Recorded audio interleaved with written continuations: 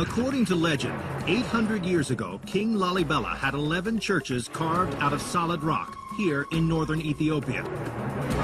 Conceived as a new Jerusalem, the elaborate churches have been sacred pilgrimage sites for nearly 1,000 years. But a leading expert on Lalibela believes they may have served another, darker purpose. Now, remember, the churches of Lalibela are arranged in different clusters. Those down in that area are more for typical religious purposes. But these over here, closer to us, these look a lot more like fortresses.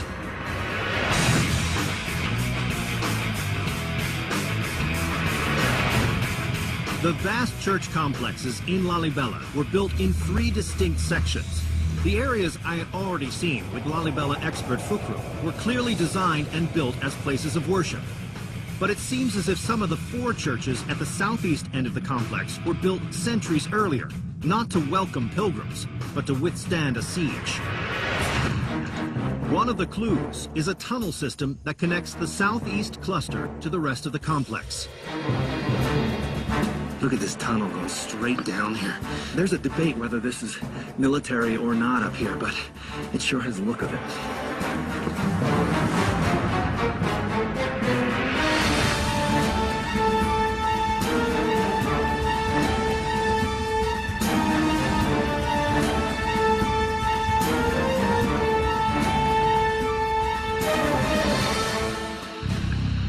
How long is this tunnel? It's about 55 meters. 55 meters, over 150 feet. Yeah. And connecting through to here. To this way. Yeah. In ancient times, I mean, these underground passages provided a perfect defense, because if you were being attacked, the army attacking you would have to come in single file. So it would break down the attacker to one man at a time. Much easier to defend. The long tunnel system in the southeast cluster leads to the Gabriel and Raphael churches, which are completely surrounded by a hand-carved trench ranging from 15 to over 50 feet deep. So this looks like a defensive wall. I mean, this is carved out, right? And this goes all the way to the other side too. And this waterway here would have been like a moat. Yeah, this is like a moat, or you can say like drainage. Which flows all the way down. You can... Yeah, perfect defense posture here. In the 12th century, when King Lalibela built his new Jerusalem in the remote mountains of Ethiopia, his Zagwe kingdom was relatively isolated from the turmoil gripping the Holy Land of Jerusalem, 1,400 miles north. But 500 years earlier, in the 7th century, Arab armies were on the march to the north, and internal strife was crumbling the once great Aksumite Empire who ruled here. And it seems as if some parts of the southeast cluster were built in that turbulent time. This looks like a drawbridge. So far, I mean, the main access or entrance of the church has not been discovered yet. So this is the only access that we have to go in. Like a medieval castle, this church only has one way in, a bridge 50 feet up, another clue pointing to military origins. And like a fortress prepared for a long siege, it may also have had its own water supply. My Lord, how deep is this thing? That's really very deep. Even has got, you know, like water cistern under it. Yeah, that's what that is? In the rainy season, this cistern could collect enough water to last the people here for months. If this was as much a fortress as a church, then that could have been a water supply for a siege. Yes, it could be for the church or for fortifications. So we don't know exactly what it was. But it's totally unique, and other churches don't have Different it. from the others. So what we have from the other church is just holy water, not like water cistern in here. Makes you wonder, huh? Today, the only access to the cistern is 50 feet below the churches in one of the numerous water channels that snake through the entire site. Ah, this is so cool. All right, so keep in mind, this is the dry season we're in here. Rainy season, we can't walk through here. This would be all full of water.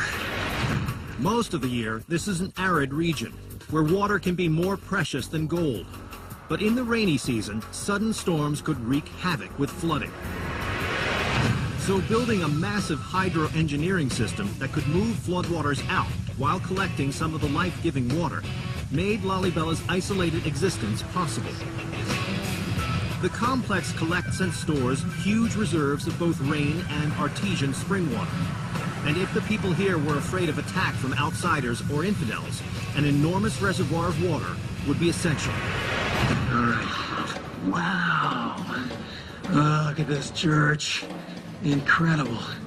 Now, who knows really what they were using this for? I mean, these could be defensive walls for military use, but this is the cistern. Now, this is completely unique in Lalibela. From what Fuku tells me, this entire floor here is all a cistern space. Beneath it is almost 30 feet across. Check it out. See, that's me right there. Hello. So this is going underwater, and we're gonna see if we can look at the underwater of the underworld. There she goes. Oh yeah, that's cool. I mean, all of this is filled with fresh water, and we're in the dry season. And you can enable a whole population of people, maybe even soldiers, maybe a defending army who is being besieged inside of this church/fortress. This is the water that will keep them alive. These channels still work, collecting and distributing water. But we may never know if they were intended for irrigation or defense against some long-vanished threat. Check it out. Look at this. All these strange spaces. This is a river channel, also hand-carved, rock-hewn. Right down here would have steered all this rainwater right through this channel and down to the River Jordan. Everything seems to be speculation in this place. Because the records are gone, rock can't be carbon dated. No one knows. I mean, Lalibela, still a total mystery.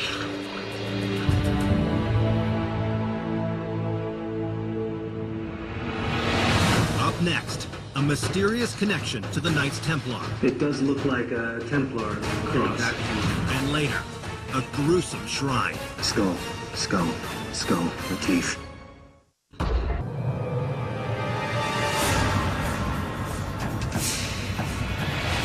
In the time of Jesus Christ, while the Roman Empire was spreading across the world, there was another mighty empire on the rise, the Axumites of Ethiopia.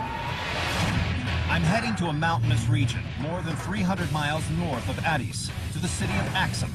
Now a small farming town, it was once the rich capital city of a mighty empire that dominated much of northeastern Africa for 600 years. Tradition has it that the Axumite kings traced their lineage back to King Solomon, and even claimed that his son brought the Ark of the Covenant, at the time a Jewish relic believed to have mysterious powers, to Ethiopia in the 10th century BC. The Axumites' link to King Solomon, as evidenced by their exclusive claim to the Ark of the Covenant, did two important things. One, it helped give their kings legitimacy to the throne. And two, it helped create an entirely singular, unique brand of Christianity. Now, some of the only clues left of this one-time world power are located right across the street in a field of obelisks and inside the mysterious tombs of the lost empire. I'm meeting with a guy named Mulabrahan Brahana. He's one of the best experts in this area on the relatively unknown history of the Axumite Empire. Mulabrahan? Hi, Dan. Nice to meet you. You too. So this was the center of the Axumite Empire? Yes. Like Egypt, Axum was one of the ancient world's great empires for 600 years. From the 1st century AD to the 7th century AD, they mastered major trade routes between India and the Mediterranean and across the Red Sea, exporting luxury goods like ivory, spices, and gold. Proof of the Axumites' wealth and power is here, a field of over 120 towering obelisks, including the largest monolithic stone in the ancient world, the grave markers of Axumite royalty. Erected sometime in the 400 years after the birth of Christ, they weigh up to 500 tons, and each was cut from a single stone and hauled here, some say by elephants, from miles away. So these monuments, these obelisks, are massive. Why are they here? They are here to mark tombs for the royal family. Okay.